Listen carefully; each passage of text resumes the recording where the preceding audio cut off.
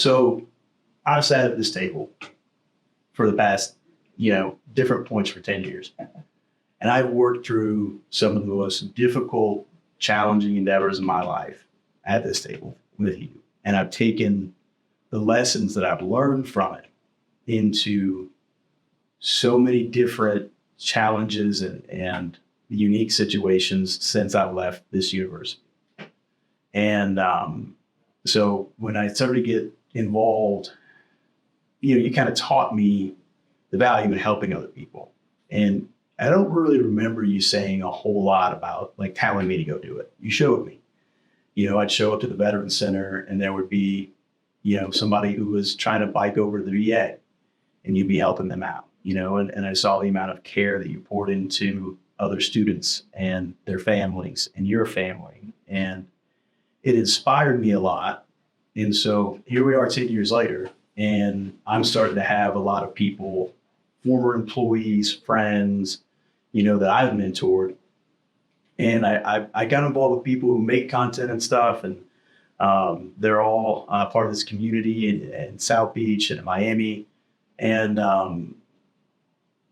when in the process of mentoring them, I'm hearing a lot of, okay, I want to go get this job and make this money and have this career. And there's a lot of men out there that are kind of floundering in that endeavor. And I think a lot of it is they're missing the why, the so what, if you will, right? And so at the same time period, kind of helping these people out and talking to them and providing them whatever guidance I was capable of, they're saying, hey, you should put this stuff out there. The people need to hear this. And there's a part of it that's like, well, who am I, right? And I was like, well, if I was going to do that, I would want to bring in people that have influenced me, right? And here's a guy that has had an amazing career, got the career he wanted, got the woman he wanted, got the kids that he wanted. Oh, and by the way, he just wants to help you figure out how to do the same thing. And so I'm really excited, to be here to talk with you about it and figure out how you got oriented in this way, through all avenues of your life and what experiences you went through that led you to being the man that you are. And really kind of figure out, what your thoughts are on some of these people struggling in the way that they do and kind of how they can wrap their minds around that, how they can engage some of these problems. I certainly have my own perspectives on it and my own experience with it, but you got, a lot more. So first of all, like for people who don't know you, can you give a little background on yourself? Yeah, my dad was Army, born at Fort Benning. He was a Green Beret. I didn't know what that was. Mm-hmm. And watching him as I was growing up, it became apparent to me that it was different. And, as we talk and we go through this, I think we'll be touching on this a whole lot, but it's, what gets us up and we don't want to get up? How do we struggle well? And how do we teach that? I think if we could figure it out and bottle it, right, we'd be good. Yeah.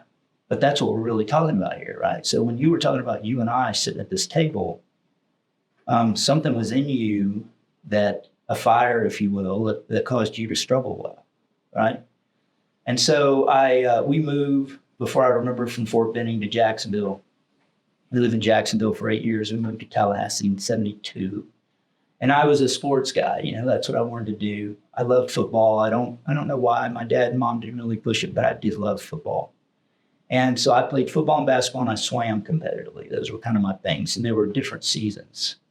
And what I didn't know that was going on at that time, because you're young and you don't know it, right, was where my identity was being built in an athlete, but then also in a student that wasn't the smartest guy in the class, because I wasn't. That's the other thing. I've never been the best at anything, I've been a hard worker and tried to have a good attitude, right? If you want to have friends, you have to be friendly. And so I go to Florida High. I want to play football in college. The only place that's asking me to come that's going to pay for it is the prep school at the Air Force Academy. I had a 4-year Army ROTC high school scholarship, but I wanted to play football at a D1 school. And I really wasn't, I ran a 4.8 40. And I was trying to be a wide receiver at 180 pounds, you know. And so I go to the prep school. I play there for a year. I go to the academy. They tell me my first day of practice I can't play. I got to wait till the spring because they brought in too many guys, right? And so right then, for the first time in my life, I had an identity crisis, and it just hit me out of nowhere. And all of a sudden, I didn't know who I was, really. Like, who am I if I can't be this? Yeah, I'm not a football player anymore. When I walked in the room before, and I was no great football player. Right. Okay. I was a starter, but I was not like all state and all this, right? Yeah. And so now all of a sudden I don't have the football thing. And I walk in a room and I'm just, you know, Billy Francis. Yeah. Right. And man, it rocked me. And then looking back on my life, it's something that I'm very, very thankful for. At the time, I was distraught. I was upside down. And I begged the coach at the time of the academy to give me a week. You know, don't just tell me I can't play. Give me a uniform for a week. And if at the end of that week, if you tell me I can't contribute to this team, then okay. Right. Well, a month later, my pride and the fact that I needed to be able to eat on ramps. And anybody that's listening to this that knows anything about the academy means you get to eat what you want. Yeah. Right. They're not training you during meals. And back in the day, they used to do that some. Yeah. And so I had been looking forward to that. And now that was going to be delayed. And now I laugh because it was only like 2.5 months, which is nothing. Right. But back then, that was like an eternity. Yeah. So I left the Air Force Academy. And I came back to Tallahassee, and I was going to pay for my own school now because I had that done, and I didn't want to go to my parents and say, hey. So I walk onto the football team. I'm in ROTC. I'm working full-time, and I'm going full-time to school. And I catch on fire. I'm literally on fire a week before the spring game. Yeah. My first semester at Florida State. So I've paid for all these classes. I get W's in them. So I got to kind of take them again and pay for them again. Yeah. Right. And I didn't get any credit. And to be 100% clear, when you say catch up, we're talking about physical injury. Yeah, I had gas. It was gas. I was trying to, and I was talking to a student just before you got here. And I was looking back on that, and something I hadn't really thought about because my 20-year-old year was the hardest year of my life. Mm-hmm.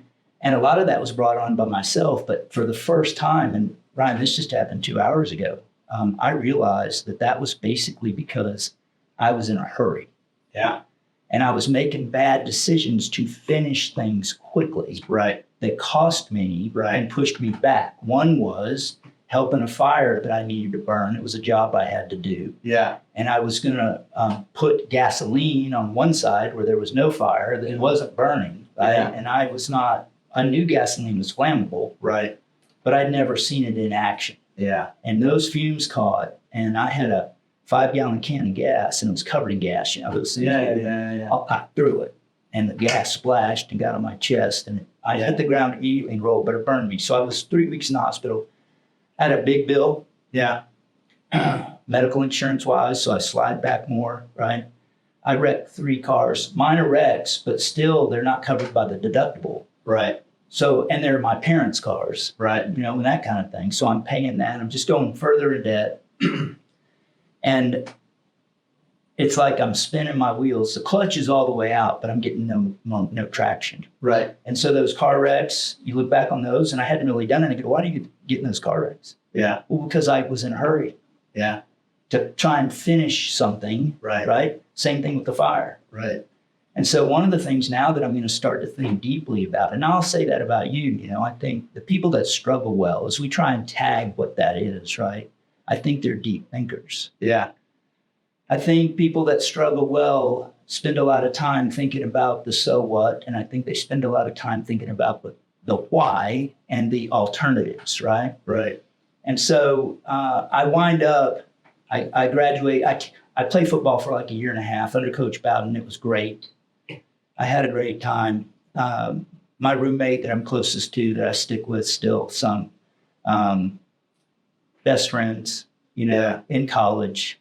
And we've stayed in touch over 40 years now, basically, because of that, that identity in the football thing. But I go to pilot training They decide to keep me. I'm gonna interrupt you from Yeah. time to time. Yeah, There's a sure. certain. So I've been involved in several of these conversations with people I've been mentoring. So I'm kind of thinking about young guys here that are struggling, Right. And one of the biggest things I get is, oh, you don't understand because there's this big chasm. There's this canyon in between where I'm at and where you're at. Mm. You don't even remember what these problems are like. Yeah. You know, and when I'm hearing you talking, and we're looking at Colonel William Francis, right? Fighter pilot, football player, right? Mentor, pillar of his community. There's a lot of people who are going to see that and go, well, how applicable is anything this guy knows about to me? And yeah, I think it's really endearing and amazing. It makes you very real to hear about that same guy. Hit the rewind button. He's on fire. He's wrecked 3 cars. Yeah. Right. He's turned down an opportunity to particularly, like go chase his dream at the Air Force Academy. Right. And all of that's because he's in a hurry. Yeah. And I probably, I don't know if academically I would have been smart enough to graduate from the academy because like I told you earlier, it's grit and it's been hard work and it's been an ability to suffer more pain, I think, in a sense. Yeah. That can be just circumstance. Yeah. And there's a lot of people that are listening to this that had it a lot rougher than I had. Sure. Okay. I'm not. Yeah. But so that guy back then, at one point, I had my electricity cut off a couple times because I couldn't pay bills. One time we went to pay it to get it turned back on. I didn't have enough money to put it in the parking meter, and I got a ticket. Yeah. And I mean, it was just constantly, it was like I'd gain a little traction. I'd feel like I just get knocked back. Yeah. And I would eat, my diet consisted of basically tuna fish and green beans and corn out of the can. And I would eat rigatoni at night.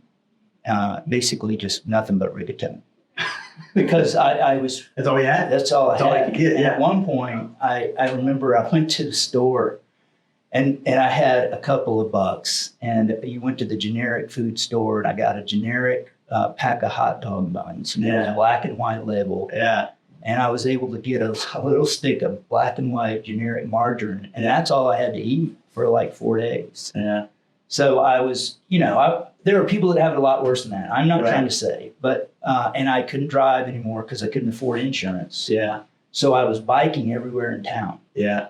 So Forest Meadows, I would teach swimming lessons. We talked about I was a competitive swimmer, didn't ever swim year round. I was decent, but I was not, I never did it year round, didn't want to. Yeah.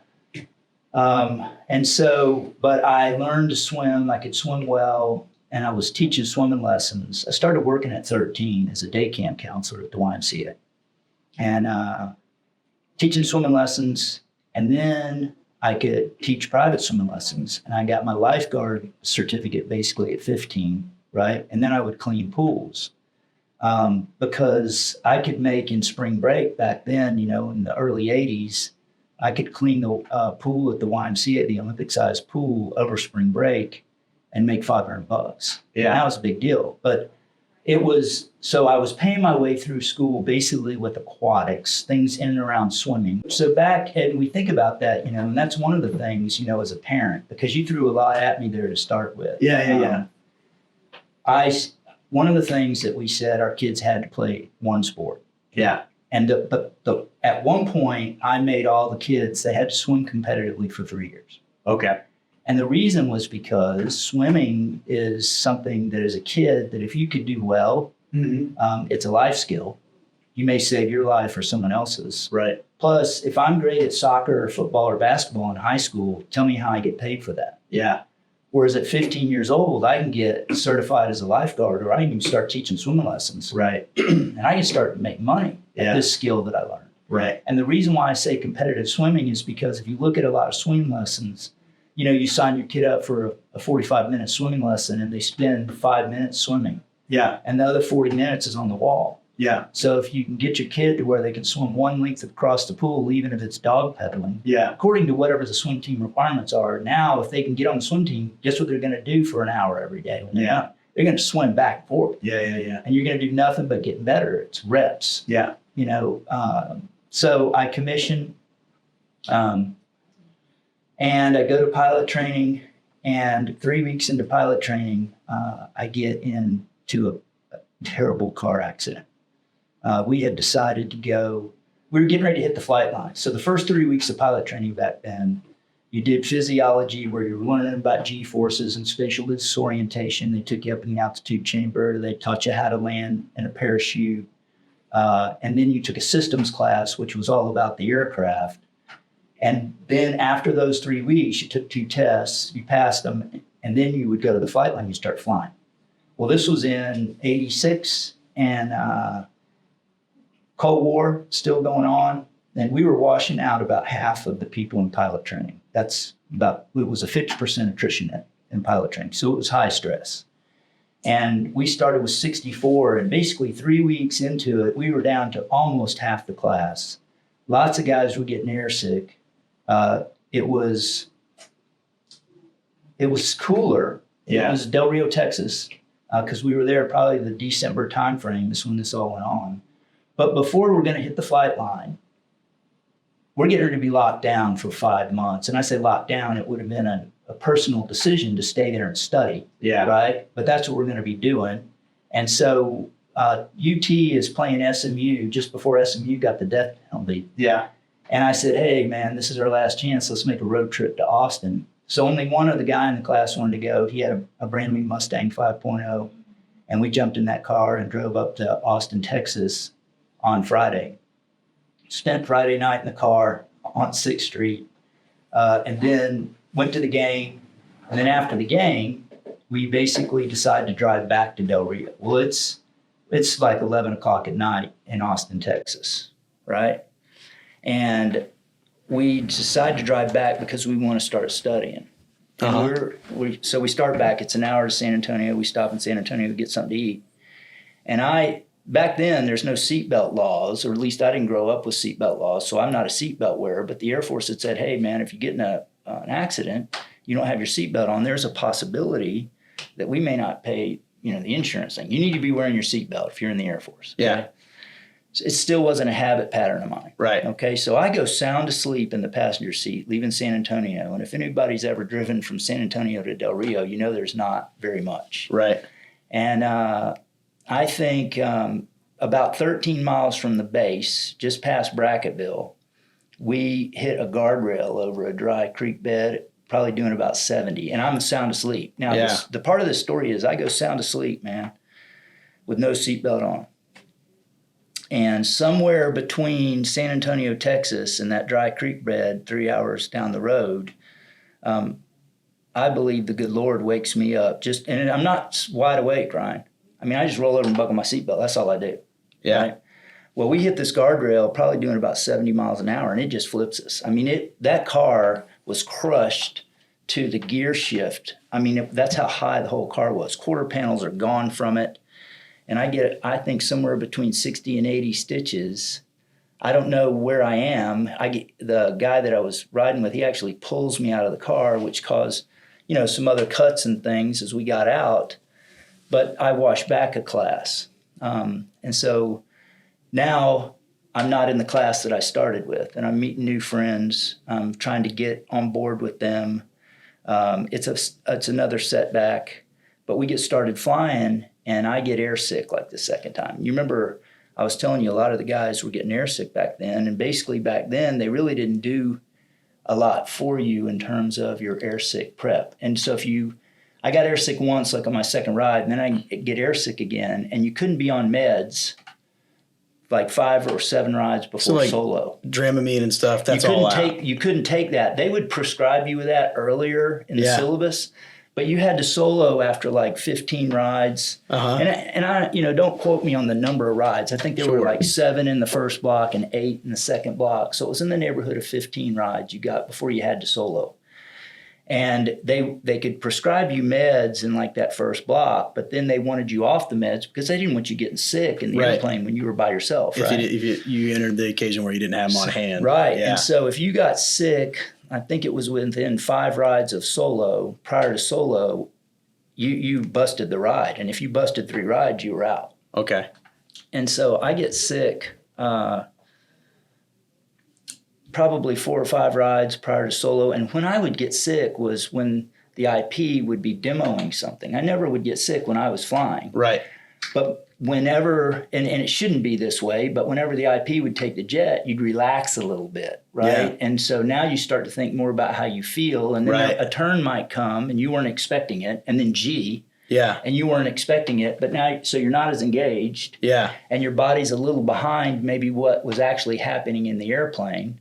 And so that's when I would get sick. Well, I got sick, so I bust the ride. So now it's like I can't bust any more rides or I'm going to be done air sick wise. And no, I take that back. So I get sick a second time because you had to have 3 in a row. Yeah. Right? I get sick a second time, but this time I never stopped flying. So the IP had demoed a break out of the pattern. Uh-huh. He gives me the jet back and I'm puking and I'm swallowing it without taking my mask down. Yeah. And he's just looking at me, right? And I am Like not going to stop flying. He knows something's going on. And the story was, guys would do that, but it was a projectile vomit and would spew out of your mask all over everywhere, right? Yeah. Well, but you're holding it down. And somehow, man, I still think back about that, and I don't know how I did it. You know what's interesting about that? So I listened to a guy named Dr. Jordan Peterson. I think you'd probably enjoy a lot of his content or his book, and it's something you could probably recommend to a lot of young guys. And at a little bit higher level than what you're talking about, he talks about people who have high degrees of neuroticism, right? And these is not an insult, it's a personality trait. He's a trained clinician and cognitive behavioral therapist. And, people who experience higher degrees of negative emotion, it's constantly they're thinking about themselves, right? How's the situation making me feel, right? What actions should I take based off of this?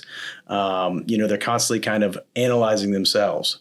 And that leads to experiencing more negative emotion in your life. And it's kind of one of these reasons I think when you're kind of built this way as men, like you're happiest when whatever you're doing is kind of taking up the full scope of your attention.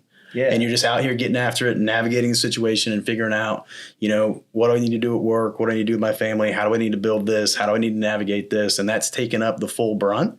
Mm-hmm. And you kind of don't have time to consider, how does this make me feel? Yeah. And a lot of times you don't consider how it makes you feel until you're done with it and it's over. And that feels pretty good. Yeah. Yeah. But in the middle of it, if you had time to go, man, I really thought I would have been better at this in this moment, or I really thought, I'm not handling this, then you get kind of negative. So it's interesting to hear you say that the same thing happens in the seat of a fighter jet, right? Mm-hmm. The second that you're not fully engaged with what you're doing and you've got even time to think about how you feel is the second that you start to feel worse. Yeah. It's causal in a way. Yeah, for sure. Right? Yeah, and I think, like we talked, just jumping back, we were talking about the so what, right? And we were talking about struggling well, and we were talking about being deep thinkers, right? And so for me, this is open now to talk about that and to think deeply. But it's like, hey, so what I found in my life is when I'm focused on myself, right? When I look back and I look at the worst times of my life, I find these things in common. And that's one of the things I will encourage people to do too, as I encourage myself to continue to do it, right? Yeah. Is to study the people that have struggled well, that are in places where you would like to be, and then ask yourself what they have in common. Yeah. And then try and emulate those things. If you can pull those nuggets out, now you're not shooting for a region, right? You're shooting for specific things, right? And so in goal setting, the smaller I can make a goal, I found the more apt I am to achieve it. Yeah. But with that said, I started looking at my life and I go, okay, when were times toughest? And so that 20-year-old year, well, I was focused completely on myself, right? And the future. Right. And I was too far out there. Yeah. I wasn't focused on, and then I go, okay, well, what other bad times? Well, I'm focused on myself in the past. Yeah. And it's frozen. I can't change it. And then in struggling with the so what, right? And why, what's this all about? As I wrestled with things, I just said, hey, is there a God or not, right? And I began to read and study and listen and think deeply, right? And when you look back in Genesis, in the very beginning, we're put in a place, right? Mm-hmm. Made just for us. And we're in communion with God and we're doing the work that he's given us. And we are so unfocused on ourselves, we don't even know we're naked. Yeah. And what happens? The enemy goes, hey, Billy, come here, man. shouldn't you think about yourself Yeah. and the future, bro? Yeah. Look out there Right. and look at yourself. Yeah. Did God really say? And so what did I do? I took my focus off of him and I put it on myself and the future, and boom. And so for me, as I begin to just think about all that, I go, you know what? Why am I not ever satisfied? If I'm not ever satisfied, was it because maybe I was made for a different place? Yeah. You know, you make a car to run off gas, right? And if you put anything else in that car, it's not going to run right. Right. Well, if there is a God, and so what I'm saying is, one of the cool things about our country, dude, is you can choose this. Right. It's not forced on us, which is a mystery and fascinating in and of itself too. Right. Because it didn't have to be that way necessarily either, right? But it is. We get this choice. And so you go, well, if that's true, and if there is a God and he made me in his image to run off him, if I'm running off of anything else, it ain't gonna work. Yeah. It's gonna be like a car running on sand. Yeah. But that, you know, as I look back over my life and you talk about, I can see those commonalities, right? And you say, okay, so what is it about struggling well? And what we're really doing is navigating this unknown of life, right? Because we don't know what it is. And early on, I was frustrated with that. Right. You know, I wanted to know, hey, how do I make this happen? Right. What's the recipe for me to get exactly to here? Sure.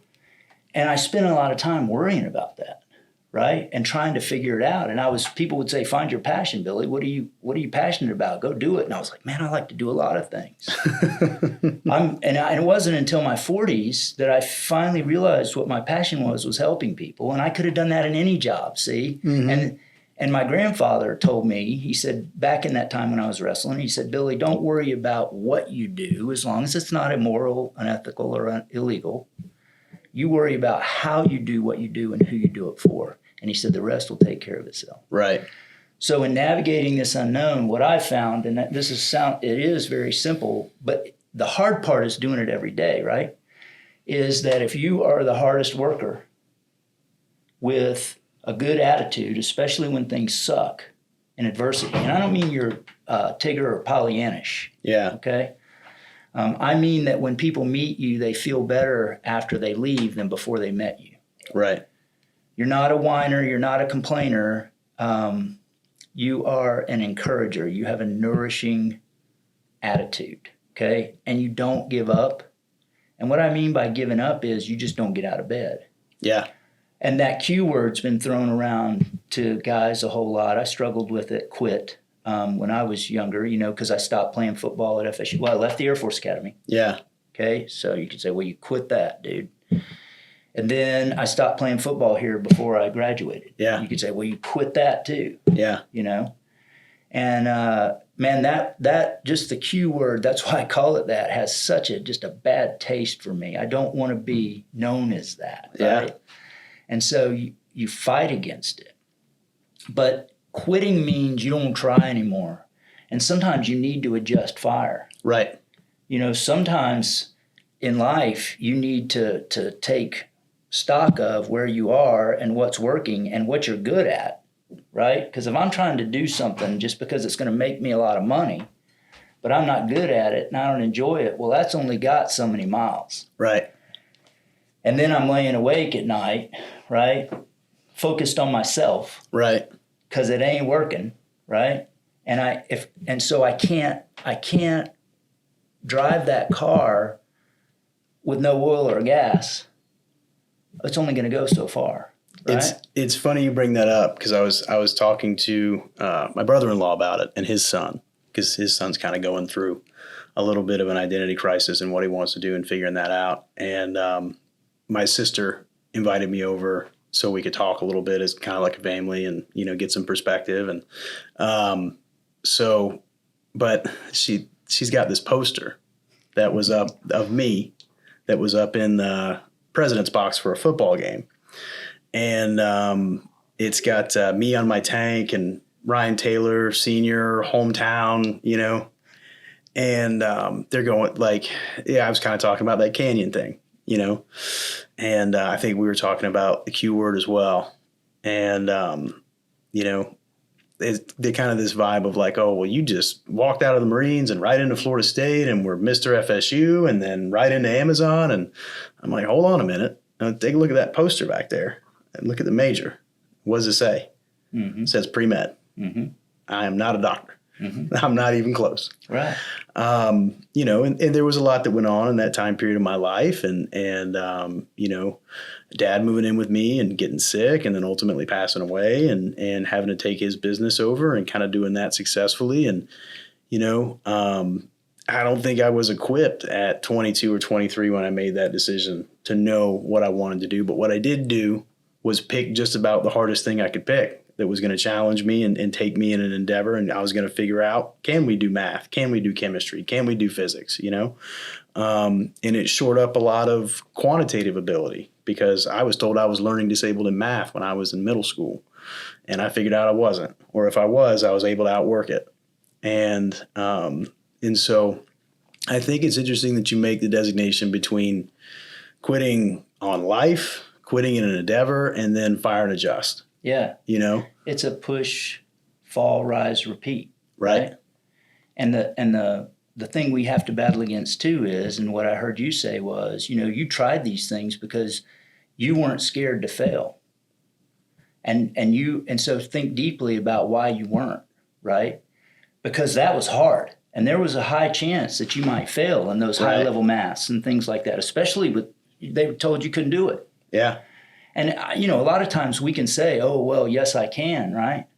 Well, heck, I'd like to start for the Dallas Cowboys at quarterback, right? But I'm not. It doesn't matter how hard I work. Right. That ain't happening. Yeah. Okay? And so now am I going to live my life mad about that? Right. Or am I going to say, okay, what's out there that's within my scope of limitations? Right. And as long as I'm not scared to fail in finding out where those are, right? Because like you said, how many people would say, you said, you look at the major. They wouldn't know. They would say, oh, you don't know. Yeah. Like your point, right? Yeah. Well, we could all say that, right? And then where would that lead us? Right. Nobody's talking to each other because nobody can understand what the other person's been through. And now we're all alone, right? Yeah. Well, that's no way to go through life, right? And so when you sit back and you say, where is there hope? And it's in that struggling well piece, right? Because you did do that and you weren't scared to fail. And I think our young men and women now need to push themselves harder and fail more, not just to fail, but because I've learned a whole lot more in my failures technically, but then also about myself and than I have in successes. And if we were to sit here and I were to start list all the failures, and if we were to include academic failures with other failures in life, there's a whole lot of them here. Sure. And I didn't get to fly fighters as long as I wanted to. That was a timing thing. But when I was doing that, the one thing, there was just so much going on. You could never really fly a perfect ride. Right. There was always something. Right. Because of how much stuff was going on, right? That you could have done better. And what that did for me was it put me into a space in life where I realized, you know what? This failure thing is not permanent, nor does it have to define me. Right. Unless I choose to let it. Right? Yeah. I mean, McDonald's is going to open at 6:30 in the morning. Uh-huh. My favorite food's still going to taste the same. Yeah. And everybody that really loves me is going to really love me whether I fail or not. Yeah. And that takes us to the adversity piece. Yeah. Because I used to go, man, I don't want any adversity in my life. Right. And then I started thinking, probably somewhere in my late 20s, I started thinking in extremes, and it helped me see things more clearly. And so I said, okay, so Billy, you don't want any adversity. Life with no adversity. You get to live the Forrest Gump life. Yeah. I got the woman that I wanted to marry, the kids, but now I'm going to be Heisman Trophy winner. I'm going to win the national championship. Right? I'm going to go on to win a Super Bowl, right? I'm going to be an astronaut. I'm going to be the lead guy in a rock band. Okay? Right. I'm going to fly single seat fighters, and I'm going to be president of the United States. All awesome jobs. Right. I know when that's going to happen. I know how long it's going to go on. I'm going to have everything I ever wanted, and this is when I'm going to die. But I can't change any of it. And I went, holy smokes, I'm bored. Yeah. Bored out of your mind. I've lost hope. I'm living this dream life. Right. But I know what's going to happen. And all of a sudden I said, hey, you know what? This unknown thing, man, this is not that bad. This is actually kind of cool. Right. That I don't know. Yeah. Right? So what do I do to navigate that unknown and embrace that adversity, right? Don't go out and walk across the street and get hit by a truck. Right. I'm not saying do that. Don't be dumb, right? But don't flinch. And so now I'll say, Lord, don't let me out of this situation until you get me to where you want me in it, not get me out. Right. Right? And as you navigate this unknown and you're in a boat, you're navigating the unknown of life. And so we get to figure, who are we going to invite into this boat? We don't have to invite anyone. But now what's that like at the end of that journey? Because when I'm born, I'm alone. Right. Kind of in one room, going to the bathroom on myself, Uh-huh. people taking care of me. Yeah. And if I live this really long life, I'm headed right back there, Yeah. right? So what do I want to say when I look back, right? Who am I going to invite in that boat? Who do I want in that room with me then, right? I had a boss say to me when I was young, Billy, you need to spend time with the people that are coming to your funeral, man. Yeah. And to think about that, right? Because where am I spending that most valuable resource that I have? Time, because I can't make any more of it. I can make more friends, I can make more money, I can make more stuff, but we can't make any more time. Yeah. But now I look back and I go, okay, I want some people in that boat. Who do I want? And more so, it's what qualities do I want? Because when you're young, you get to start picking that. Right. As you're older, that boat's filled with certain people that are extensions of decisions that you've made. Right. Right? But I want people in that boat with me, man, that aren't going to quit when things get hard, dude. Yeah. I want gritty people in that boat. I want people who failed, frankly, Ryan. Sure. I don't want people who've never failed before, because that if they're pushing themselves, Yeah. they're going to have failed. Yeah. And I want them to have that experience, that the grit that has come from getting up after they've gotten knocked down. And once it happens a couple times, you realize, you know what? I'm getting ready to be 60. This coming Saturday, I'll be 60, right? And if I don't tell anybody about failures in my life, they don't know.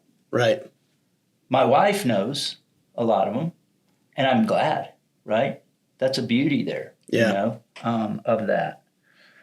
But the whole failure thing is, I heard a basketball coach the other day was telling me the young kids a lot of times now don't want to shoot because they're scared they're going to be a meme on a cell phone. Yeah.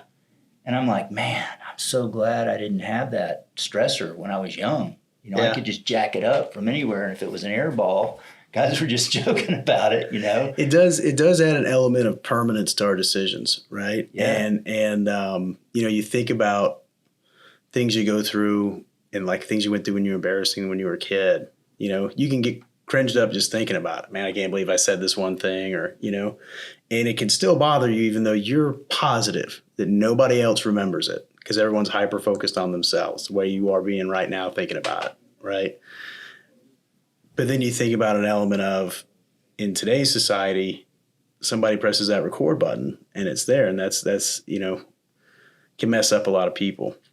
You're talking about putting gritty people in your boat. You telling me Lisa's gritty? Yeah, man, I'll tell you, that's my big thing. So my other grandfather, we've talked about that. I think it's important. So for the people out there that don't have, grandfathers or fathers, find some older dudes and spend some time with them and listen, right?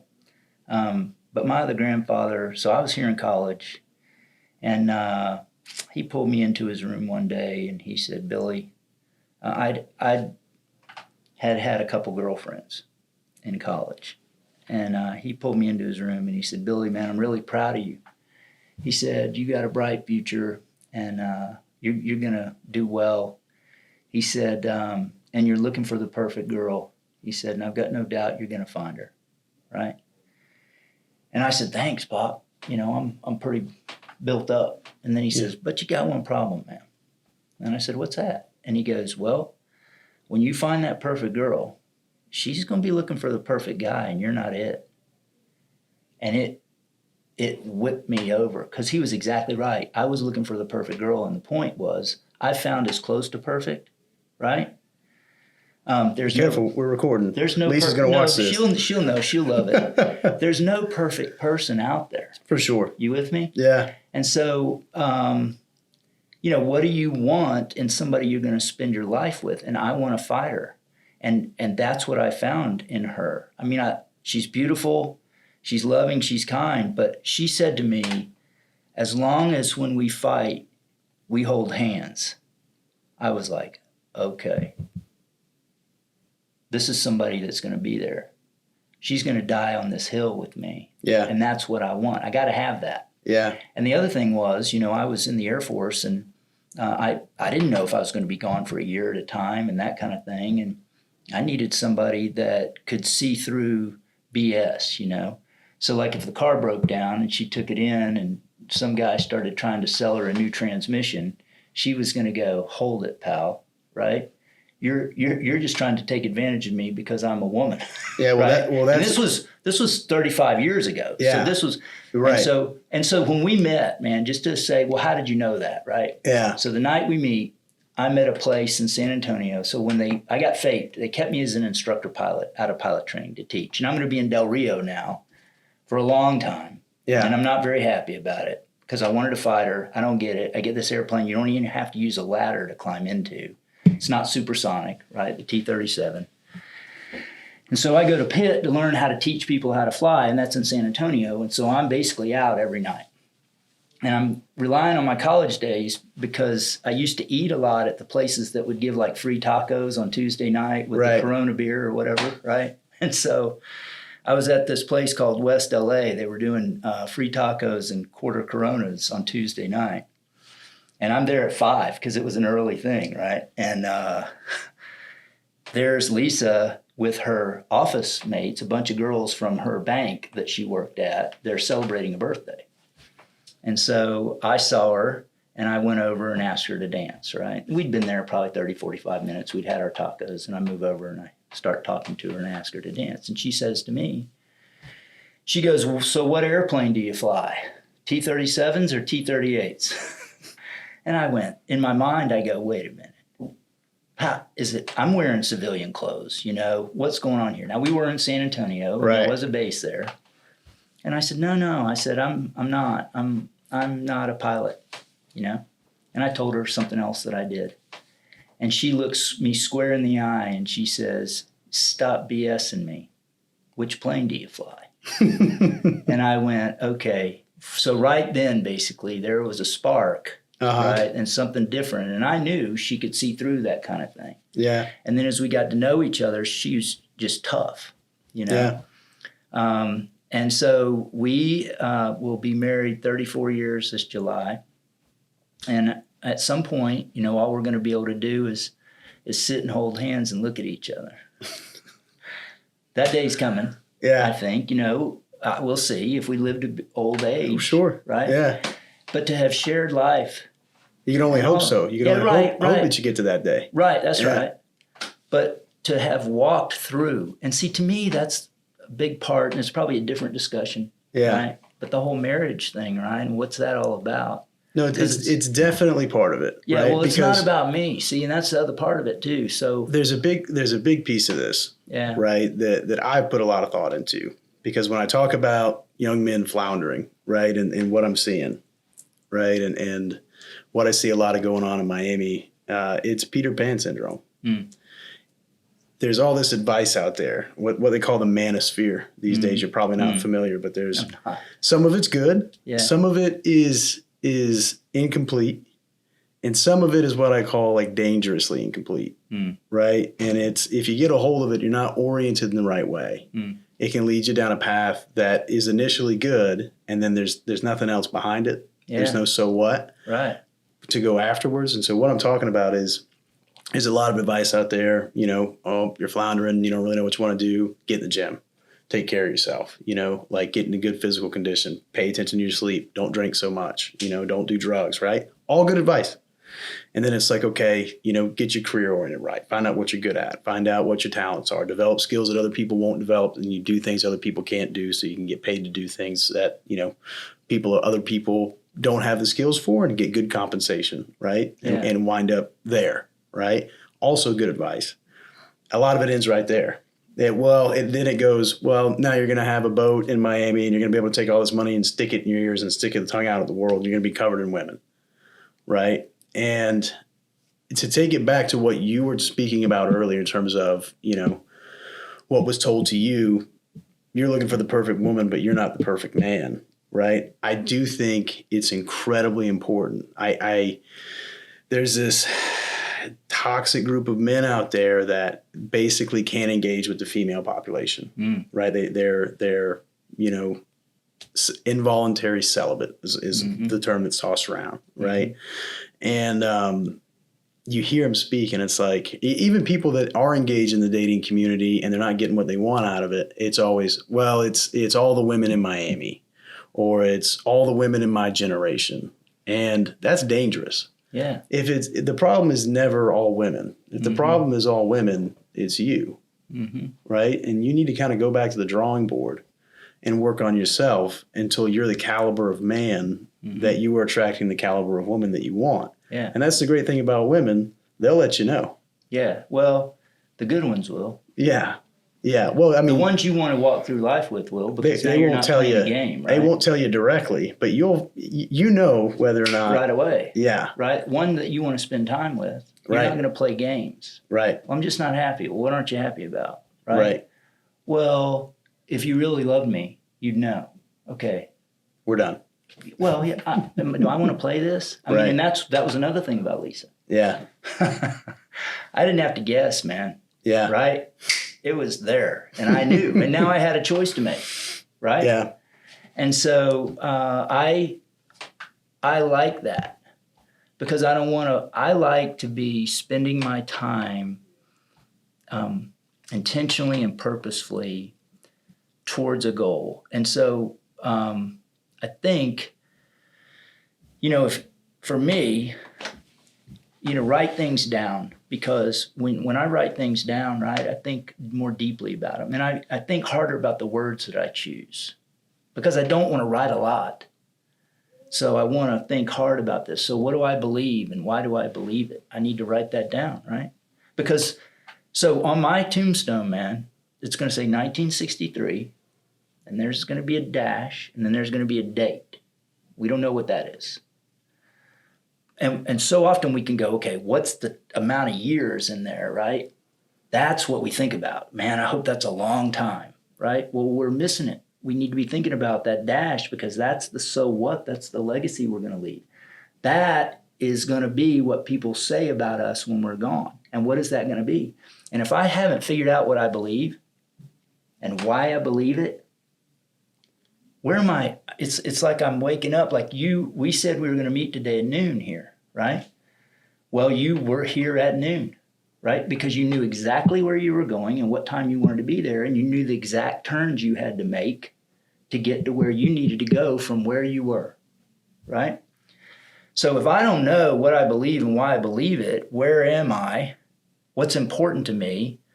What am I using to make decisions? And in that, right, how am I going to define success at the end of my life? I'm going to write that down, right? And I did that for the first time in my late 20s. And I realized, holy smokes, man, most of these things I don't have complete control over. Right. And so if I live to be 100 and I get 4 hours the last day of my life to look back over it, and I go, I didn't achieve any of these things because I didn't have complete control over them. Right. So, man, I need to readjust this thing. And then in that, write down what's the most important thing to you.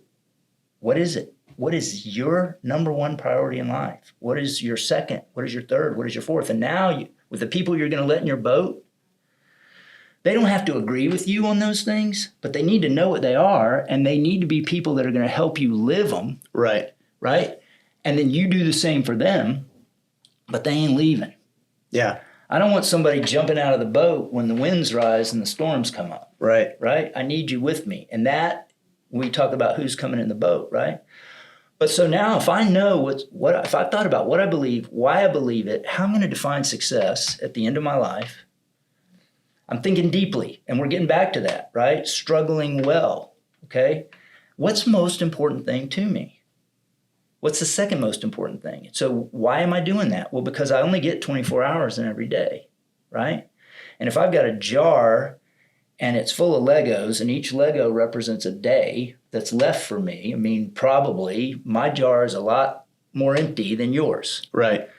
But every day, you and I both reach inside there, we take a Lego out and we either intentionally and purposely place it as a part of a vision or we throw it on the ground behind us. Yeah. And once it's gone, we can't turn around 10 years later and say, oh, I wanted that one back, right? I'm going to put this one over here. No. It's done. It's done. And so how I'm choosing to spend my time today, right, with who I'm spending it with also, Right. and about what, right, and how I do it, that matters, man. And it might be, here's the thing, two people can be very close today, right, in where they are.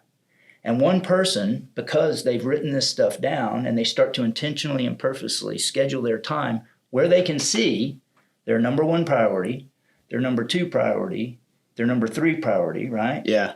Because for me, what I do is I've done that and I look, at the end of the day, I'll give it a quick glance. I don't spend a lot of time on it because I've scheduled it and I'm kind of in a pattern now. Yeah. And have been for years. But at the end of the week, I'll look back and I'll go, okay, there's number one. Let's look at your week. You see any number one time? Yeah. And it's not linear, but if I don't see any time spent on my number one priority in life, I gotta start to think. Do I see number two? Do I see number three? Where are you going to be at the However end? far, well, where are you going to be at the end of 20 years of that? right. And so if you haven't done It's that, almost like I've is my heard this point. before. Well, I think you probably have, right? I have, and I've thought about it a ton. Well, the other thing that's going on right now is we've kind of gotten involved with this thing called the Humble House. You ever heard of that? Mm-mm. So it's recovery for women that have been addicts or Okay. have records, and it's a year-long program. And you know, the piece that needs to be really robusted is the transition out. Yeah. Because if they go through this program and then they can't get a job, Yeah. you know, Yeah. it's hard.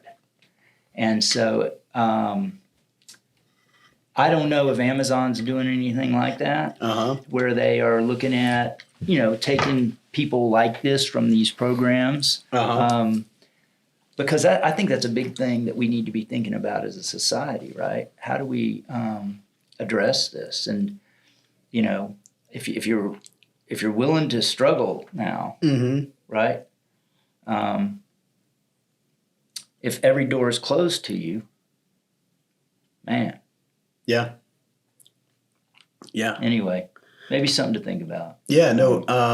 Amazon's real involved in homelessness. Yeah. That's one of their big. Well, but see. And so this is not necessarily homelessness, but it's addiction. No, but it was. It's it a was big driver. homelessness, addiction, Sure. incarceration, and now they're out of that, Yeah. and they're working to get their lives back together. Right. And to be able to make that step from homelessness, they Right. need that job. Right. Yeah. And if because of a record, Mm-hmm. and there are some things I can't hire you to do. Yeah. I get it. I'm not trying to say, right? Yeah. But to take a chance on a certain percentage of workers Yeah. that have records in certain areas, right? To Sure. give them a chance Right. to recover from that, I think it's life-changing, man. Yeah. You know? Yeah. It's because everybody's going to go through a period in their life where, you know, they're not oriented in the right way, or they're dealing with some kind of trauma, right? Mm-hmm. And they fall into a level that, you know, they're not happy with. Right. And sometimes you try and help people when they're there and they're not ready for it. Mm-hmm. But it's a miracle when you're able to get them when they've woken up and they've looked in the mirror and they say, "I'm done with this. Yeah. And I'm going to do whatever it takes to get better." Yeah. And I've had friends, I've had, you know, people in my life where I've tried to engage them when they were there, and it's like poking a dead body with a stick, you know. Except they can use you to hurt themselves even more, you know, and hurt the relationship. And it's really so one of the things I'll struggle with from time to time, I never really understood people saying they get depressed. And then I started reading about what depression is, you know, and kind of the way it manifests in people. And it's like they get disorganized and the house gets kind of messy and they have a hard time engaging with it. And I was like, that happens to me. Yeah, I don't call it depression, but it's kind of like getting in a rut, you know, and I'll fall off my diet a little bit. There'll be fast food wrappers and, you know, and I'll be putting stuff off, and I got a couple of things at work that are nagging me down that I haven't just shut up and gone and done. And one of the ways that I've always dealt with it is I kind of just let myself feel it and get in it. And then one of these, in the next couple hours or maybe a day at the most, I'm going to wake up, I'm going to look at this place, I'm going to look at the work I got stacking up, and I'm going to go, this isn't me. And I've had this with this. And then first thing I typically do is make my bed, do my laundry, something like that. And then you're out of it, you know, and you're off to the races for the next week or month or year or however long it is before you hit it again, you know. And that part, you know, you got to find somebody when they're right at that moment where they're like, this isn't me, you know, but they don't have the tools or whatever it is necessary to get past it. So it's neat to know that there's a program here doing that specifically for women dealing with substance abuse. Yeah. And I think that's something, you know, that to not walk through life alone. You know, I believe we were created for relationships, and so we're constantly being driven though into isolation, right? Everything's driving us into isolation. I mean, even the cell phone, right? Where you'll see people sitting at tables together, and they're looking at plastic and glass, when there's a miracle of a human being sitting right across from them. Yeah. And they're trading that time eye to eye. Yeah. Right? For plastic and glass. And I've done that myself, Sure. Right? But I have tried to make it a point to not do that, right? We want to use technology and not let it use us. But the depression thing, like you talked about, I was similar to you, you know?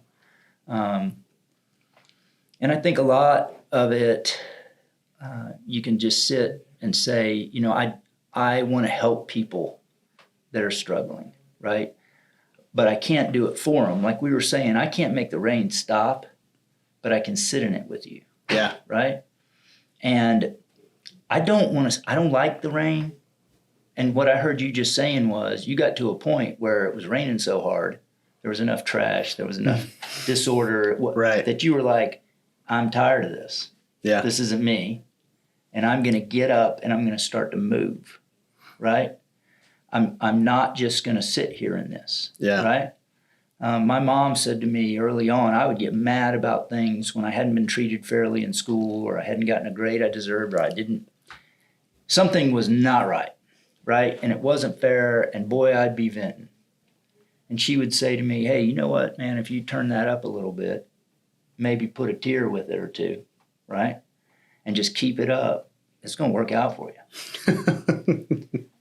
She said, and just stay on it. Yeah. Don't get off of it. Yeah. Because that's what's going to get you right what you want, Billy. Yeah. You just turn that up. You hit that radio dial right there, baby, and just go volume full, okay? Because that's how you solve your problems, man. Yeah. And boy, I would get mad. And I'd walk back in my room. I remember one time in high school, right? And I am so mad. I'm just shaking. Yeah. And I said, you know what? She's exactly right. Yeah. This isn't going to work. Yeah. And I can live here in this. But in that, right, there are people that are going to be listening to this that are there and they feel all alone. And I want to tell them that there's somebody out there that will listen to them and that they're willing to help. And I want to encourage them to go find that person, right? There's resources. Yeah. Find those resources. Right.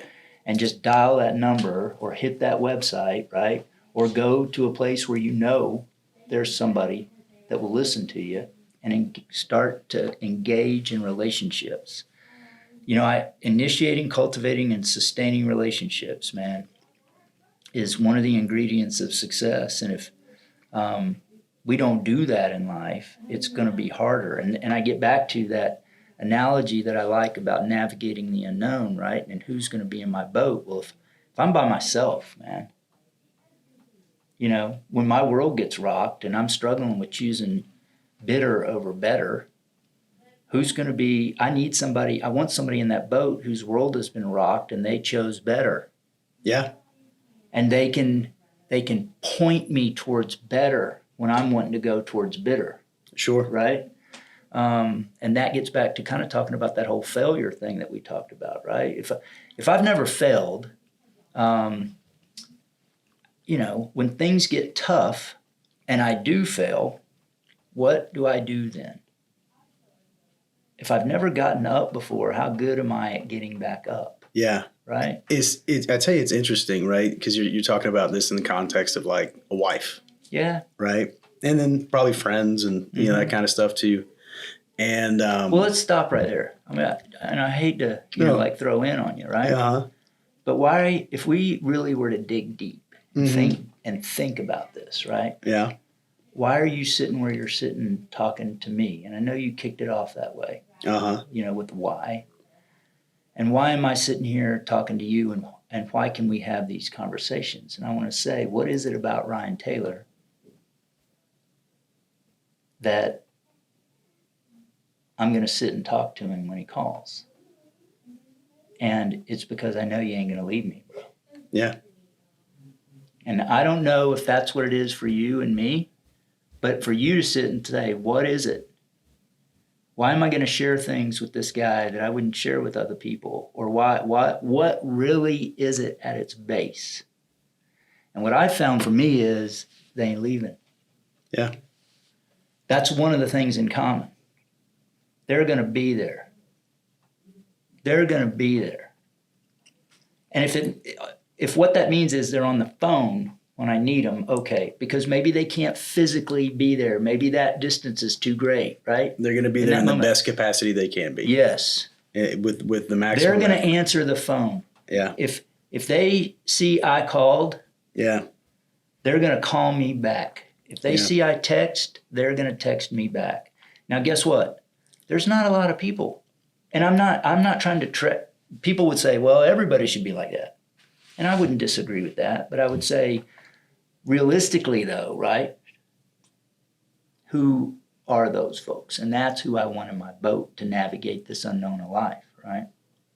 You talk about people being there, and it's a really interesting way in my life that I learned how important that was. I used to tell this story to the fraternities here on campus because they're building budding friendships, right? That hopefully, you know, you find people on campus and you're going to spend the next 20, 30, 40 years, and these people are coming to your weddings and kids' birthday parties. And so those relationships can go on being really important, but they're young. They don't know how to navigate them, and they get in fights and disagreements and they hate each other. And, you know, one of the things I used to tell them was I had this dog named Turbo.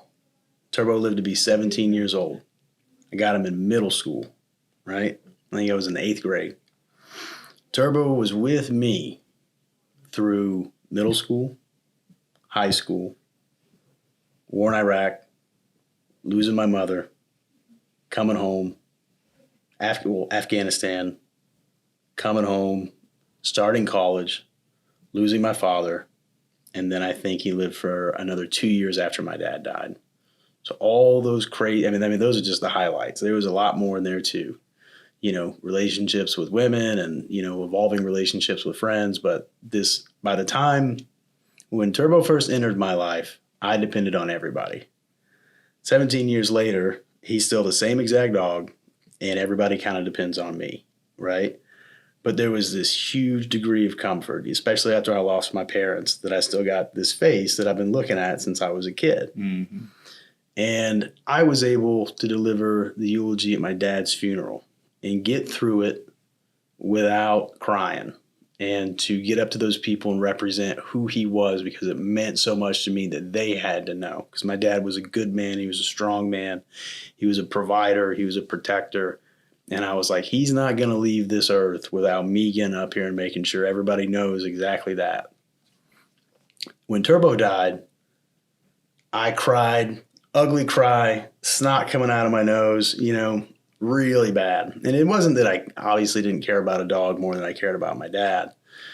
It's a different situation. And it was kind of like the last piece of my childhood that I had, and what tied me to my family was now gone. And that was, and it hits, I also like walked through the front door and he's dead, but I had to take him to the animal hospital, and I did some thinking on that. You know what I mean? Because Turbo never helped me with my taxes, and he never lent me any money. He never helped me with my homework. He never got me a job. He never bailed me out of a pinch. But for 17 years, he was there. Yeah. I couldn't even talk to him about my problems. I mean, I could. He wouldn't have had any good advice to give me back. And, it's an amazing way of illustrating like how much an entity can be just being there, just sitting in the rain with them. Yeah, just to think about that, right? I mean, and it's, because we don't have all the answers. And that's why, thinking deeply about things like that, and why was Turbo so special to you, and you just explained it. And then taking that and being able to apply it to other areas of your life to give you insight, and not just insight, but then to be able to anticipate. Yeah. Because we get a lot better at the unknown when we've been through more, and we see certain signs, and based upon that experience, we can anticipate what's going to happen and make decisions. And the more often we can get those right, the less shipwrecks we're going to be in. Right? But I think that to be thinking about things in a deep way and not just brushing them off. And I don't mean that you become paralyzed in thought. That's not what I mean. But to just ask yourself, why when Turbo died, like you did I react this way? And then to be able to figure that out, and then to apply that to the people that you want to invite into your boat as you navigate the unknown, right? This is a trait that I want. They don't have to have answers. Mm-hmm. Sometimes, I can't, I haven't been through what you've been through in that sense, right? And so for me to sit here and trying to tell you how you need to feel about that, no, sometimes I just need to sit there and just breathe with you. Well, especially if you're talking about a wife. A lot of times they don't want answers. Exactly. They don't want help. They want advice. They just want you there. And that's a great example. My wife, and we talked about her a little bit earlier, but she told me that. That's one of the things I loved about her. I didn't have to guess. Right. And she said, Billy, I don't want you to solve this. Right. Because as guys, we want to solve problems. And we want our wives to be completely happy. And so if they're mad, we want to fix it. If they're sad, we want to fix it. Yeah. And we want, when they start to talk, we want them to get straight to what's really causing it so we can figure out how to fix it. Right. We don't want to listen to all of the details. Right. Right? And early on, I was not good at that. And she would, we never played games, ever. You telling me the guy that got in 3 wrecks and lit himself on fire wasn't good at slowing down and listening? No, it wasn't. It took you a little time to get that dialed in. But she wouldn't play games with me. Uh-huh. If she didn't like the way I was responding in a moment, she would say, stop. Yeah. Look, I don't want you to solve this. Right. It was right then. And I was like, oh, boom, guilty. Right. Right? And so now I have a choice to make, right? It's just like, do I put the toilet seat down or not, right? That was something early on. I was like, well, gosh, it's this 50-50 thing in marriage, right? If I put it up, then you can put it down, and it's 50-50, and that's how it should be. We have an equal number of lid moves between the two of us. Exactly. And she was like, I'd like for you to put the lid down. And I just stopped, and I said, am I gonna, is this, do I want to die on that hill? No. Right. And so ever since that day, I just put the lid down. And guess what? I love her, so I should, right? I mean, and the things that we can grab a hold of, what I mean. And I brought that up because it's kind of silly, but it's a point in terms of the choices that we make. And like I said, and you brought it up earlier, you know, the difference between a lot of people that are 60, if you looked out in the country and you said, if you looked at the 60-year-old population and you said, how many of the 60-year-old population have experienced things in their life that they didn't want to experience? Maybe it's some addiction. Maybe it's a criminal record. Maybe it's 100%. a bankruptcy, right? Yeah. Maybe whatever it may be. And there's a high percentage of 60-year-olds that are in, you know, have gone through something like that. Yeah. And maybe some of them might say, well, I don't know how I wound up here. How did I get here? Yeah. Right. And so for me, it's like, in thinking about that, I go, yeah, but I got to have a plan how not to wind up there, right? Not how do I get to where I want to go? Sure. But how do I not wind up over here? And you brought something up a minute ago that made me think about, I call it beating the no, right? And so when I don't want to do something that I know I need to do to get to where I want to go, that to me is a guardrail to say, Billy, you got to stop right now, man, while this is just one little thing. And so today, if I eat that Big Mac, I'm not going to gain 40 pounds today. If I did, nobody would eat Big Macs, right? But because I don't get that long-term effect from that one time, right? Right. I do it. I don't beat the no, and I do it. And the next day I do it again. And it's this tiny little thing, and it's no big deal that day. But after 40 years, bro. Yeah. So if I'm moving 1 inch at a time every day, it's a tiny little bit, and it's not real big in the moment, and go, oh, this is just 1 inch. It's no big deal. I'm going to not beat the no. I'm going to do it. That is miles when you're 60. Yeah. And so how do I reel that back in? And so for me, like you heard me say, I come up with these things to say I got to beat the no, right? For me, the first one is not hitting snooze. Yeah. Do you struggle with that? Did you used to? No, that's why we're talking about it. Right. Right? Because it's the whole, hey, like we talked about with time, you don't make any more of it. So if I set my alarm clock, who set it? Me. Right? And so if I don't get up, why did I set it there? I set it there because I want to spend time with those priorities we talked about earlier. Right? And that morning time, especially as you get older, it's huge. That might be the only time you got. It's before the chaos of the day starts. Yeah. Right? And so like so fitness is an important thing. I think if you're going to say you care for people, you've got to care for yourself. You know, it was said long ago, a person can't lead others if they can't lead themselves. And so physical health is important. It's not the most important thing. But it's high up there because if Billy Francis doesn't take care of Billy Francis, there ain't going to be no Billy Francis to take care of anybody else. Right. And the other thing about that whole deal is just being able to finish something that's challenging. So it's almost like I'm giving myself a little adversity quiz and test and pass each day. Yeah. And something I control. Yeah. I'm the one that decides if I achieved what I set out to achieve physically in that workout, right? I think that's huge. And I can finish it. Yeah. That's big again. And that whole thing we talked about, just finishing is important, to finish and to finish well. But if my marriage is my number 2 priority in my life, right? And I don't get up early to go exercise because of what you said in terms of being able to, you know, sharpen the saw, keep the saw sharp so that it's efficient. And I get home from work and now I tell my wife, and then maybe at some point my wife and kids, hey, I'll see y'all later. I'm going to the gym. Yeah. And now I look back at that week and I go, well, marriage is 2, kids are 3, but my gym time is at 4 times as much. Yeah. And I did that while they were awake. Yeah. So in other words, if my gym time is 4 times as much while they're asleep, now there's another piece of this, right? I personally, I don't think I need to be going to a gym while my wife and kids are asleep, where there's going to be a lot of other women there. Okay? Right? I don't know that goes over real well. And I'm just being real. Sure. Right?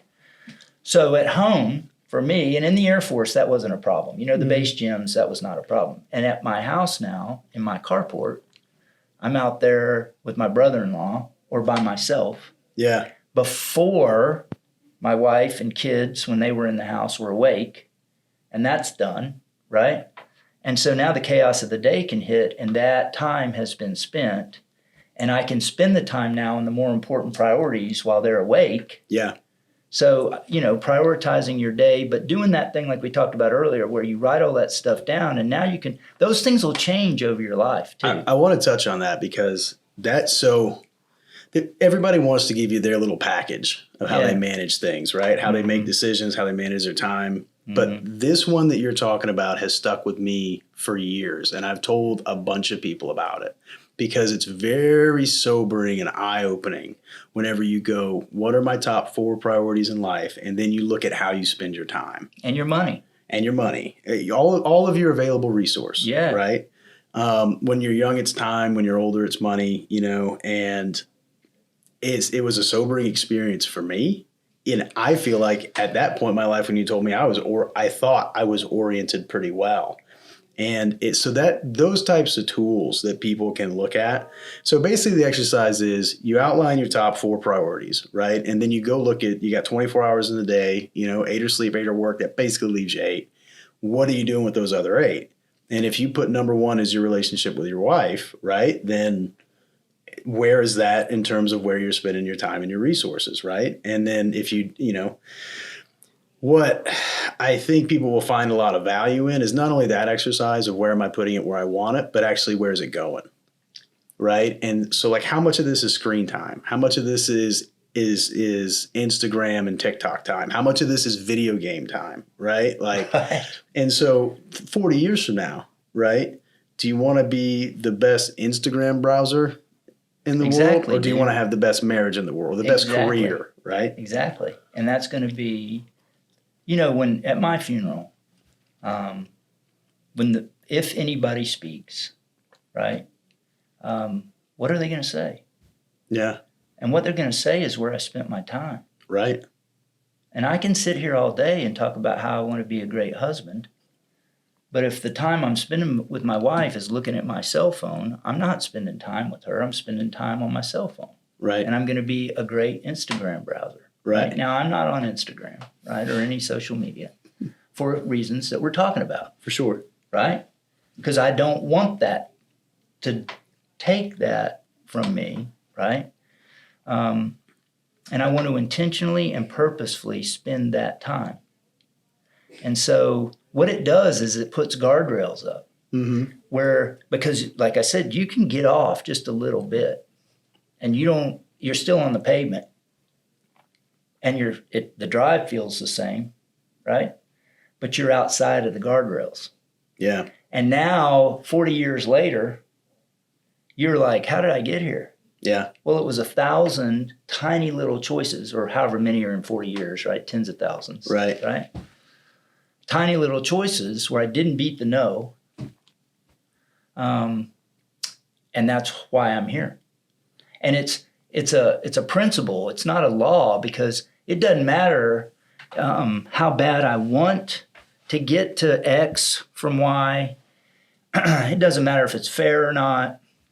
If I don't do what I have to do, I will not get there. Yeah. I can break a law. I can't break a principle. And that's what we're talking about. We're talking about this principle of life where I can want something really badly, but if I don't do what I have to do to set myself up to be ready when the opportunity arises, I'm not getting there. Yeah. And I can whine and complain about that, or I can take this time and do something about it right now, right? You want to keep your wish to woulda bag in life as empty as you can. Yeah. I don't want to say, man, I wished I woulda, right? Well, I wished I woulda. Why do you wish to woulda? Well, I wished I woulda because I hadn't sat down and thought deeply about what I believe and why I believe it and the so what and the success, how I'm going to define success. what's eternal and what's not eternal. And then those priorities, right? And now I am intentionally and purposefully placing that Lego based upon the schedule I've made for the day, which gets back to when my alarm clock goes off. And now that's my first opportunity to beat a no, right? You know what's kind of strikes me this, because we talked about this conversation about your boat, right? And in order to invite somebody into your boat, in order for them to come, it's got to be a pretty nice boat. These guys in Miami will tell you. You know? No, that's right. And what you're talking about and where you orient your time kind of goes into what a good looking boat you got in your 20s whenever you're out here, like if you've oriented yourself towards your career, your physical fitness, those types of things. When you're younger and your list of priorities is small, kind of hard to care about your wife when you don't have one. Right. And so you got more time to, hey, let me get this right. Let me get this right. Well, exactly. And I think, people will say a lot of times, especially in this job that I have now, we have students that care about each other. And I'll have a student who's caring about another student who's going through a rough time. And they're like, man, I just want to help them. And what winds up happening is, in some cases, they invest so much time in helping them now that they don't start to do well. So their grades start to slack. Right. They're not going to the gym. Yeah. They're not keeping their house in order, in a sense, right? They're not suffering the pain of discipline, so they are now suffering the pain of regret. Yeah. Right? So I always say, look, man, the best way you can help somebody, you got to be there. So you got to answer when they call, right? Maybe not that moment, but you got to respond. Sure. Right? Is you got to take care of your priorities in life and be living them. And I call that zero space behavioral integrity, right? So they know what's important to me. They see me living it. That makes the boat look good. Mm-hmm. And now they get a choice. And the boat may not look good to them. I'm not designing my boat so that it looks good for anybody else. Right. Right? I'm designing. You're hardly designing it at all. Right, it's you're being not. built, designed out of the priorities. Exactly. It's based upon what I believe, why I believe it, and my priorities in life. But that goes to help you so much, because then you want the person that looks at your boat. We're taking this boat metaphor real far. Well, it works. It works. It works. I agree, it works. But you want somebody that if somebody's going to walk by and they're like, that's an okay boat, but it's not my boat. Yeah. And that's great. That's good. And you should even engage with that person long enough for you both to figure it out. And then tip your hat and go, well, somebody out there is going to like the looks of this thing and want to hop in it with me. Yeah. And they're going to have trust, faith, and confidence. I'm not going to sail it over a waterfall. Yeah. And I mean, too, there's certain things that right? And we'll call them principles that are good. Mm-hmm. Right? So work is good. Yeah. Right? Being healthy is good. Being nice is good. Right? And so you just have to trust that if you work to do those things and be better at those things, right? That if that's what you want, if really right now where you are is, hey, I'm just looking for somebody to get my boat with me. Right? Well, we're going to trust that those elements, those common elements that we just talked about, and there's more of them than that, right? Sure. Are going to be desirable. And so you focus there and don't worry about what you can't control, right? And I'm talking to myself when I say that, right? We were talking about hard work and a good attitude, not giving up. And what's so cool about that is it doesn't matter, if I'm rich or poor, my gender, my faith, where I'm from, my race. The only person that chooses how hard I work is me. That's it. And the only person that chooses my attitude, especially when things get hard, is me. And the only person that chooses whether I quit or not is me. I have the choice. I can choose those things. And what I'm saying and what I've found in my life is it's the hardest workers with the best attitudes that don't give up in navigating the unknown, that wind up later on in that unknown in a place that they want to be, that they're satisfied with, that when they do die, people are going to stand up and say the things that they want them to say. Yeah. Um, So there's a kind of a specific piece here that I'm pretty interested in and kind of want to talk about because it's an area that I'm pretty ignorant in and is coming up on the next phase of my life, right? So we kind of talked about, building your boat, you mentioned that there was like an element of I guess I'd call it realness about Lisa when you met her, right? That's like she'd been through some things, yeah. right? And that's funny, I've been in the Miami dating world for the past couple of years, right? Navigating that, which unexpectedly single at 33, which has been interesting, and I think the engineer part of me likes the challenge and figuring out what's going on, and I think the young, healthy man piece likes, going out and engaging and figuring out what I can do and introducing myself to all different types of people and kind of navigating that. I identify with what you say in that, and I would say this to peers and friends, like she's got to be real. And it's hard to quantify it, but it's something like you said, you see it in them from the second you meet them. And I think kind of from there, you get one of the things I always think about is if you're looking for this thing long term, the right way, you're going to raise kids with this person, right? And a couple of years ago, I started to become really comfortable with the idea of having kids and now even kind of starting to want it. But one of the things that's actually been a little bit more recent, because once you kind of put yourself in that mental headspace as a man, you kind of start looking at people who are fathers and husbands and you start thinking about your own way that you grew up. And I see the men at work that I respect and, in my career and not just there, like you, for example. And it looks like those men dedicated as much of their time and financial, all their resources towards being the best husbands and fathers they could.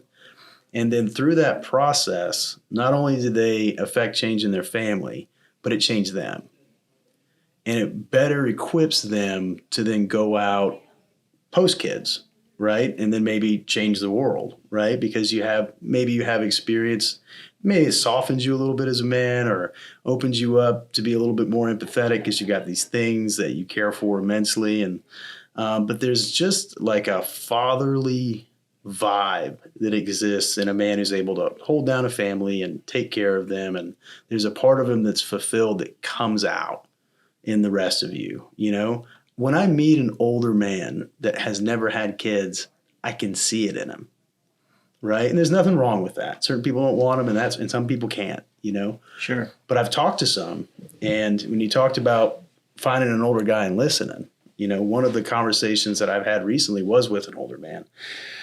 And he was sitting amongst a group of us kind of younger guys of varying age range, and I asked him, he's a successful guy, lots of money, good wife. And I asked him, what's your biggest regret in life?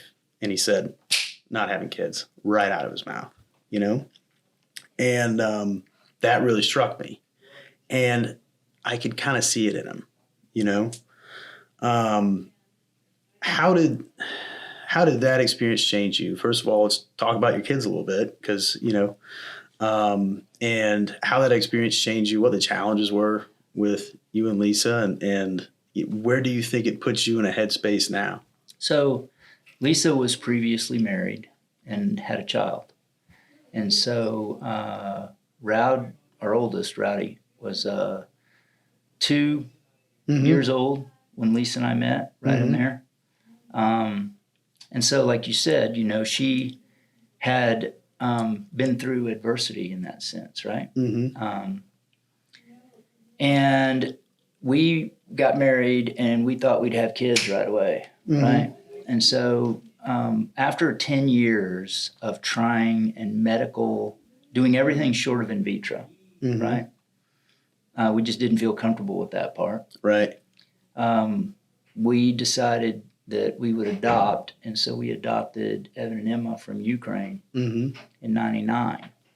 And I think, as you grow older, for me anyway, and struggling with this and thinking deeply about it, right? pouring into others is where I've gotten the most enjoyment in life.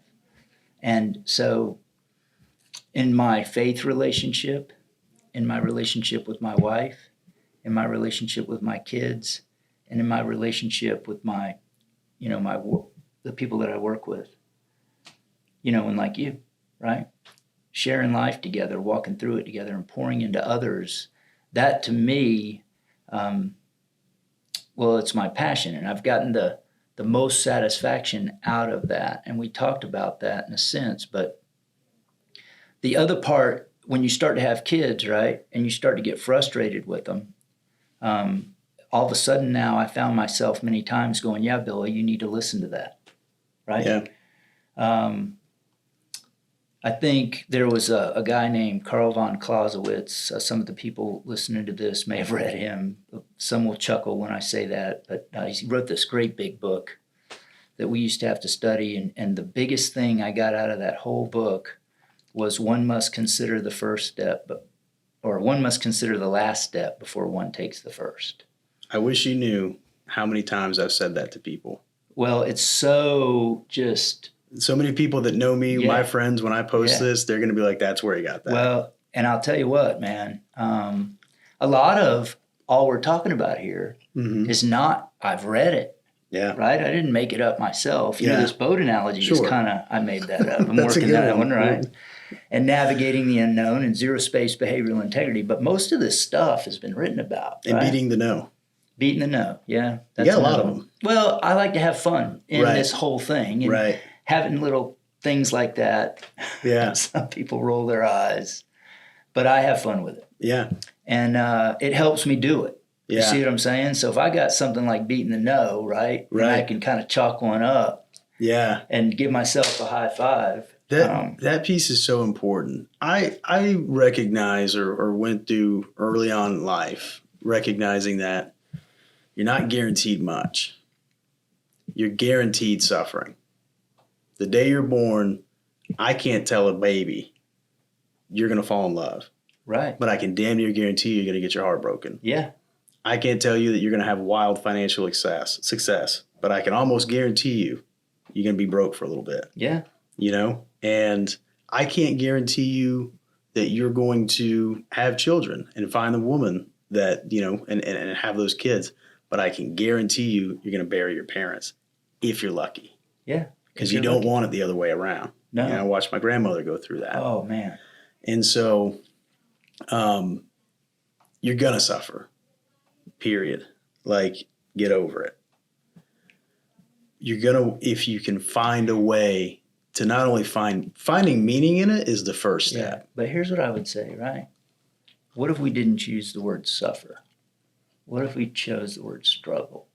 Struggle, sure. See, I like that word better. Yeah. And when the reason why I say that is because I think, man, I want to put myself in an active stance. You're contending with it. There is going to be suffering and adversity in life. In the struggle. How do it's that struggle. I'm going to struggle against that. But some of these things, they're not even really challenges, right? Like some of this stuff is just raw pain. Yes. And the first step is to find meaning in it. That's the first thing that I think that you can do and try and learn from these things you're going through. But the second step is exactly what you're talking about. Once you've been through enough and found enough meaning in it, you're like, you know what? Not only am I going to take this challenge head on, I'm going to find a way to enjoy it. As bad as it is. That was a big piece of when my father died and I took over his business. And it's like, you know what? This piece of land is going to get saved.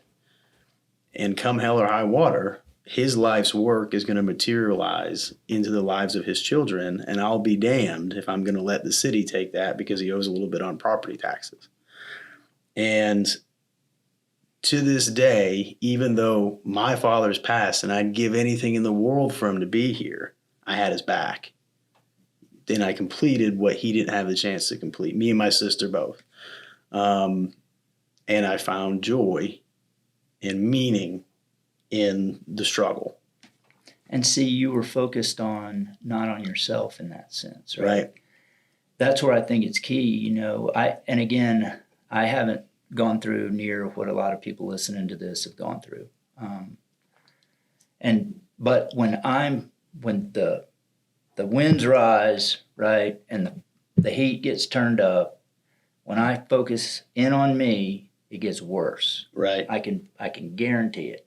When I start saying, hey, in this, how can I help someone, right, who's in it worse than me, right? Or like in your case, hey, I'm going to do this for my dad, and I'm doing this for my sister and my family, right? I think that that's very helpful in those really tough struggles, right? That we'll basically tie ourselves in knots, in the knot of me, right? Just when I focus on myself. I need to look past that, to break out of that self-made prison, right? Because I like to say we're all sitting on the second hand of our life, right? And I can sit on that second hand looking forward, or I can sit on that second hand looking backward, and about the past and about, I'm not happy. I'm just going to sit in the struggle. I'm focused on myself, right? I get to choose which way I sit on the second hand of my life. Am I going to turn around and face forward? Or am I going to sit on it and face backwards as it ticks through life? And that's another choice that I got to make. A lot of what we're talking about is coming down to these choices in these times, like when your dad passed. Why did you choose to do all those things? What was it that was really at the base of that, And then sharing that. What commonalities when we struggle, because there's no guarantee of success, right? But at the end of the day, the piece of that is what makes the story exciting. If there's no, and I'm not, again, we're hitting on struggle, right? And adversity. If you want a life with no adversity, basically think about that in the extreme, like we talked about earlier. It's going to be boring. Right. But it's not the adversity that makes your life exciting. It's your response to it. Right. And if you think about the great stories of all time, whether we keep reading the story or not is not dependent on whether the response is successful. We keep reading the story and it's exciting as long as there's a response. Period. Yeah. It doesn't matter how many times the response fails. Right. As long as it said, and Ryan got up. Right. We go, okay. Oh, and by the way, it's only got to work once. Right. But struggle's going to come again. And the more struggle we go through, we understand that if we get up and we have those people around us that are going to be there who struggled and gotten up, right? Man, I'll tell you, I think some of the things I've heard that you've done for others, I think a lot of that is because of the struggles you've been through. And you struggled well, and you were saying, I'm going to be there, There's people talk about, there's a lot of talk today in my generation and youngers, trauma is a big topic of conversation. And I think it's good. I think we're better about talking about it now. And I think there's people out there who've been through some things that it's good to be out there. You can get borderline obsessed with it and you can make your life about it. And so we should talk about it. It should be acceptable to talk about. We should handle our trauma, right? I don't think the world owes us understanding of our trauma. I think ultimately it's yours to process and work and learn how to manage. But there's a lot of confidence that comes in the fact that when I was 19 years old, I was in Fallujah. I had hit 2 roadside bombs. I came in from a mission, and my first sergeant told me that my mother's life expectancy was days. And I got on a plane, and it took me 3 days to make it from Fallujah to Tallahassee. And I got in that airport, and I went from the airport to my mother's wake. And I had to walk in there, not only deal with the fact that it was a pretty high percentage chance that somebody in my unit was going to die while I was home taking care of that situation, but that my sister and my father were unbelievably stressed out about how I was going and how I was going to handle it. And then I'm home for 2 weeks, and then I got to go back to the airport. And it's my sister and my dad. And part of me wants to go back to be in my unit because I'm a good tank driver, right? And we've already hit 2, we'd go on to hit 5. The other part of me wants to stay here with my family. And I'm literally there at security at the airport getting ripped in half at 19, right? But I made it through it. And through the help of some good friends of mine in my unit that I'm still very close with, Greg being one of them, sitting me down and saying, hey, man, you don't have time to process this right now. What you do have to do is get back out there and complete the mission. And so I internalized it and you know, I kind of put it on the back burner and I completed my deployment. And I had this thought, you know, everybody's going to have an expectation of what happens when I land and who I'm going to be and what I'm capable of. What if I'm better? What if I'm a better Marine on the second half of this deployment than I was before I went home? And what made you think that? See, I think that's at the base of what we're trying to really dig at, right? Yeah. Maybe some. Why did you think that? Why maybe, did you? Maybe what some made you think that? Internal knowledge that I needed to focus externally. I don't know. Maybe that's something that you feel. Perhaps was it? You were feeling like there was a chance that you weren't going to be, and what that might be like on the other end if you weren't as good of a Marine the second half. And so the challenge, you know, the fighter in you rose up and said, no. Yeah. I mean, I'm not saying that's what happened, but to think about that, right? Yeah. What is that? Because that's what we need to put in that bottle, right? Yeah, it could have been a lot of things. Grit, that bottle of struggling well. Could have been pure chance. Could have been the way I was raised. Could have been, I don't think it was chance. Could have been God. You know, Yeah. I'm just throwing the possibilities out there. I think that's what makes you decide to get up. Mm-hmm. But and not just get up, but to show up. Yeah. And then to show out. Yeah. Right? That was the worst day of my life in that airport. And I hope I don't have anything coming. But years later, when my father passed away, it was a source of comfort. I've been here before. I've been in this pit. I've navigated it. Hell, by now it feels like home when I'm down here. It ain't unfamiliar. You know, I got a cot down here, right? You know, me in this place. Yeah. I don't like it, but it doesn't intimidate me anymore. Mm-hmm. And looking at that, and then now being a 35-year-old man navigating the world, there's a lot of confidence that it can go into the actual belief that it's quite possible, maybe even probable, that the worst day of your life is in your past. You know, worse things could happen. You know, I could lose a child. Yeah, right? I was gonna. And that's what came to my mind. I'm well aware because I watched my grandmother bury her father. You know, but barring that, I got a pretty good track record of no matter what happens to me or us or you and me or my friends, I'm gonna be all right. And you know, I think internalizing that, working with it. You know, we talk about trauma, right? Taking personal responsibility over it and extracting the meaning out of it. And I hope this doesn't come off the wrong way, but finding a way to enjoy it. I enjoyed becoming a better Marine. Well, you know? And to understand that how are you going to be able to help people who have gone through the same thing? To take it from, you know, this is something that I didn't have maybe any control over, that I went through, that I have that experience now. And so how do I take that and turn it for good?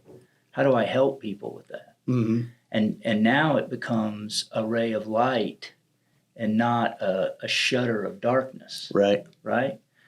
How do I take that and make it a ray of light? How do you use that to help people? And so it becomes now, it's not about you and this trauma you went through. It becomes, how do I take this now and help other people? Yeah. Right? To work through this. I think there's a lot there. I think that's where hope is. And that's the other side of all this. You know, where is hope? Is if there's no hope, if you're struggling with hope, then you got to change something. Yeah. You know, if what you've been doing hadn't been working so far, right? You got to change something. I've got to change something if that's the case, right? And so again, there are so many tragedies and traumas and things that happen in life, and where I think we can wind up reducing the number of tools in our toolbox to deal with them is when we say, well, if you haven't been through what I've been through, you can't really help me. And so now if there's a tiny percentage of the population that's been through this terrible thing, Yeah. and I'm not going to talk to anybody that unless they've been through that, well, how many tools now do I have in my toolbox? And have I not now done that to myself? Yeah. Whereas who's to say I might be able to talk to a Ryan Taylor who never went through the trauma I went through in a sense, but because of the trauma he's been through, and we've all been through some sort of trauma, Yeah. right? He's able to shine a light and help me think about ways that I can move forward and get up while it's raining and start and take a step. It's turned into I actually had a good friend of mine call me last night after my sister asked me to come over and talk to my brother-in-law's kid, and I got a text message that said, I'm in a crisis right now. I need to talk to you. And, I think that a lot of that comes from that pit has been my home, Mm-hmm. and I've gotten comfortable with it, and I'm not scared when I'm down in there. And people got to know that, and it provides them, because how can you help somebody out of a pit you've never been in? Mm-hmm. And I think this folds into a lot of different things. You talk about, Lisa, your wife, right? Like you knew she's been in that pit at some point and she got her own way out of it. And then you start to think, well, if we're both in there, neither one of us is going to be clawing at the other to get out. We're going to figure it out together. We both know that this isn't the end of the world and we can get through this and navigate it.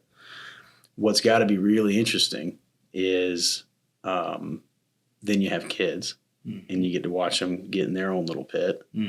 And, you've done all this. Your boat's looking good. You've dealt with your trauma. And about the time you pretty much know how to handle everything that can go wrong in the world. And you're king of the world. Yeah, never there. But you're feeling pretty good, and you get to watch this thing bumble around and it doesn't listen to you. What's that like? It's you really begin to understand, what you have control over and what you don't. And you can say that, it's one thing to say that, but it's another thing to watch something that you love almost more than anything else, right? Navigate waters that they don't need to be in, right? And you were there. That's the other thing you forget too. Right. You go, well, let's just stop here for a minute, right? And go back. Mm-hmm. Holy smokes! Right. Look what I was doing, right? But it's you. So you do the best you can with what you have each day, right? And you try and consider the last step before you take the first. And then you realize that that the hay's in the barn now. Yeah. And if I sit and worry, I cannot add a second to my life by worrying. I can't, worry is not going to benefit me in any way. So I have to find a way, right, to vent that worry. And again, that's for me where my faith, in my early 30s, about the time I was about your age, right, was where I was really wrestling with stuff. And in trying to figure out where does this go, right? And why is this even worth it, And so that was the part of that wrestling and in searching, I basically found that I feel like I'm going to put my faith in something. Yeah. And I'm either putting it in, there was nothing, and then something happened, and then now we are where we are, or there was a creator. And this design and the way things work, it's of intelligent design. And so I read and searched and thought and just looked around. Sunrise, sunset, gravity. There's no cells in gravity. How does that evolve, right? Why do I sleep? That makes no sense. Anyway, the majority of the evidence for me pointed to that there was a creator. And so now I was like, well, okay, what does this creator say? So I started reading the Bible. And I started to talk to people that were older. Right. And then looking at how this applied to life. And then, like I told you, it's been crazy to see when you look back and you can read these stories and see that going on in your own life, right? And then when I realized, hey, Billy, guess what? This isn't about you, man. This life thing isn't about you. It's about God and him being glorified and all he's done to make it so that we can be in a relationship with him eternally, that we're not made for this world, right? This time on life, and this is just Billy's piece on how I've worked this out, right, is about making a choice as to whether or not we're going to put our trust and faith in Christ or not. That's it. And so I think that's the only question that's going to matter at the end. And I get a choice in that. And that's a miracle in and of itself. And every person does, right? I mean, you've never met a mortal being. Every person we meet is immortal, and they're a miracle. You know, you think about what's happening right now, right? And you and I are sitting here about 4 feet apart. And I'm having thoughts and you're having thoughts in our brains. We can't see them. And immediately they're being translated into vibrations here. They're coming out and I'm doing this, but it doesn't block. It goes in your ears. And you're understanding it in a second. It's unreal, right? And am I going to miss that every time I talk to somebody during the day? Am I going to miss how incredible they are? Am I going to miss feeling the warmth of the sun? Am I going to miss this whole thing? Or am I going to sit back and I'm going to go, okay, Billy, I'm put my faith in something. What am I putting it in?